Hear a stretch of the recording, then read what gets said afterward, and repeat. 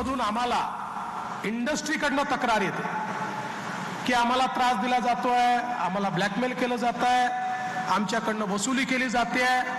हे काहीही झालं तरी खपवून घ्यायचं नाही. आणि मी तुम्हाला आज ऑथराईज करतोय, कारण यातले काही वेगवेगळ्या पक्षाचे लोक असतील, आमचे असतील, दादांचे असतील, शिंदे साहेबांचे असतील, पण कुठल्याही पक्षाचे लोक असले तरी या बाबतीत कुठलंही कॉम्प्रोमाइज करायचं नाही. जर इंडस्ट्रीला कोणी त्रास देत असेल तर त्याच्यावर मोकासारखीच कारवाई करायची, खालची कारवाई करायचीच नाही.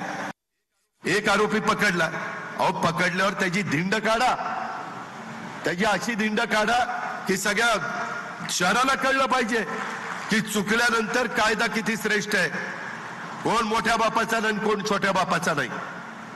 या पद्धतीनं चाललं पाहिजे. खरं तर इथं सीपी पुण्याचे पाहिजे होते, मी सीपींना पण ऐकवलं असतं. यामध्ये कुठल्याही परिस्थितीत या गोष्टी होता कामा नये, अशा प्रकारची माझं त्या सर्वांना सांगणं आहे.